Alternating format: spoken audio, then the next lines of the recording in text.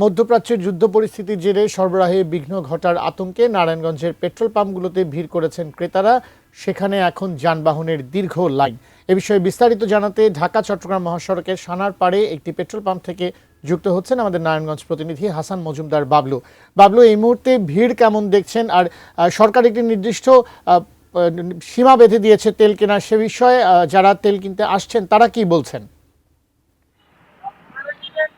দীপ, এই যে তেলের যে আতঙ্ক, সেই আতঙ্ক কিন্তু নারায়ণগঞ্জের প্রত্যেকটি পেট্রোল পাম্পগুলোতে পড়েছে এবং প্রত্যেকটি পাম্পেই আমরা দেখেছি দীর্ঘ সারির লাইন। বিশেষ করে যারা মোটরসাইকেল চালাচ্ছে, সেই মোটরসাইকেল চালক যারা রয়েছে তারা কিন্তু প্রত্যেকটি পাম্পগুলোতে দীর্ঘ তাদের লাইন। আমি যদি আপনার মাধ্যমে এটি নিউজের দর্শকদের দেখাতে চাই। এবং আরেকটি বিষয় আপনাকে বলতে চাচ্ছি যে আমরা বেশ কিছু পাম্প ইতিমধ্যে বন্ধ করে দিয়েছে, বলছে যে তেল দেওয়া নিষেধ।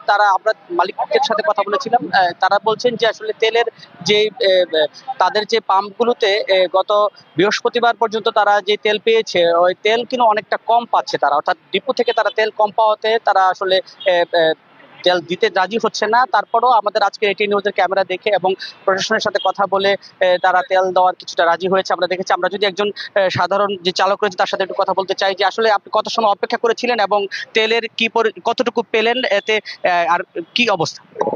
আমি প্রায় 1.5 ঘন্টা এই পাম্পে ওয়েট করতেছিলাম তেলের জন্য আর কি। তো অনেকগুলো পাম্পে গিয়েছি, কেউ তেল দিচ্ছে না, সবাই বলতেছে যে তেল নাই। তো এখানে আসার পরে এরাও বললো যে আমাদের 700 লিটার লিমিট ছিল, দেওয়া শেষ হয়ে গেছে, আবার আগামীকাল থেকে তেল দিব আর কি।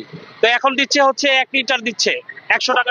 দীপ, আপনি শুনলেন যে তাদের চাওয়ার থেকেও কিন্তু চাহিদা থেকেও কিন্তু অনেক কম পাচ্ছে, অর্থাৎ 200 টাকা 2 লিটার তেল দেওয়ার কথা থাকলেও কিন্তু আজ যে পেট্রোল পাম্পে যে লিমিটেশন বেঁধে দিয়েছে 2 লিটার তেলের কথা, সেই জায়গাতে কিন্তু মাত্র 1 লিটার তেল তারা পাচ্ছেন বলে আমাদেরকে জানিয়েছেন। এছাড়াও তারা যে বিষয়টি আমাদেরকে বলছেন যে আসলে দীর্ঘ 1.5 থেকে 2 ঘন্টা অপেক্ষা করার পর কিন্তু তাদের তেল মিলছে। এছাড়াও তারা প্রচুর, অর্থাৎ 8 থেকে 10টি পাম্প ঘুরে এসে এই যে পাম্পটি রয়েছে সেই পাম্প থেকে তারা তেল নিয়েছেন। আমরা যদি আরেকজন এর সাথে কথা বলি, আসলে কখন এসছেন এবং কি অবস্থা আপনার?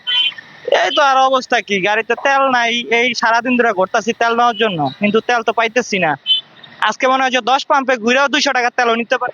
তারা বলছেন যে আসলে তেলের যে সংকট, এই সংকট ইতিমধ্যে দেখা দিয়েছে এবং তাদের যে চাহিদা অনুযায়ী কিন্তু তেল তারা পাচ্ছেন না বলে আমাদেরকে জানিয়েছেন। দীপ, এই ছিল আসলে আমার কাছে এখান থেকে